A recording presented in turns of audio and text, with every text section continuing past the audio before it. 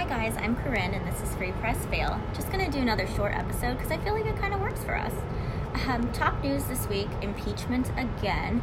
I swear this is still the worst High School Musical I've ever seen, and I grew up in Reno, which is not exactly the theater capital of the world.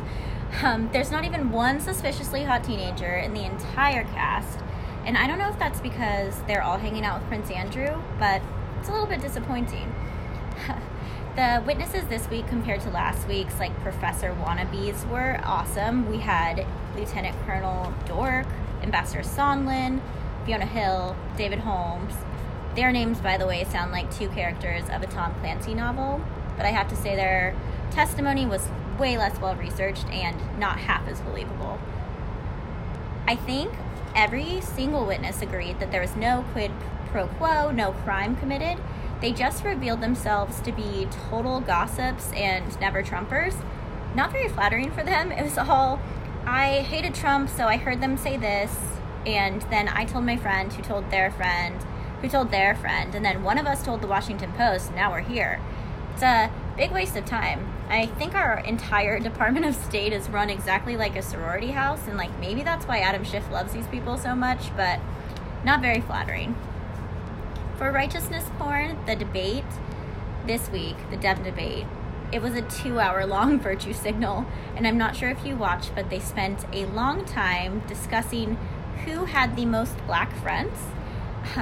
The conclusion I've reached after watching it is that none of them have any black friends left. I'm pretty sure that Corn Pop has joined the walk away movement, and Cory Booker can't get himself to return his own text right now, so I hope they work that out. For best MAGA moments, I have to shout out to the entire GOP. We just totally freaking crushed it this week. Even people that I didn't think would MAGA that hard, totally MAGA'd. Elise Stefanik, Mike Turner, Chris Stewart from Utah, who's usually the most mild-mannered ever. I think he had the most damning line of questioning against Vindman, and it was so good to see.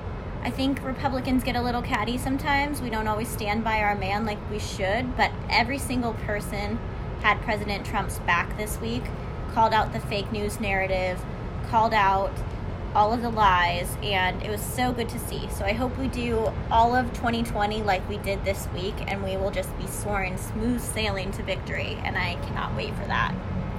Best campaign moments. Recently, Elizabeth Warren she started selling this mug in her campaign shop that says billionaire tears. Weird flex to just be anti-billionaire, but whatever. Another thing is that it doesn't make sense. I think liberals are under the impression that billionaires cry when you tax them. They don't. They hire a lawyer, maybe get a new accountant, fire that guy who holds an umbrella at their summer home just to feel something, and then they move on. Billionaires don't care when they get taxed. It hurts other people. That's why we don't do that. So, whatever. Mug does not make sense. Liberal tears on a mug, that always makes sense. That's a glass full situation all the time because they will not stop crying. They're whining about something always. I've never seen Jeff Bezos cry. I've never even seen him frown. So I think that cup's going to be left pretty empty. And all of those Liz Warren supporters are going to be so thirsty, which, speaking of, I could really use a drink. So that's all for this week.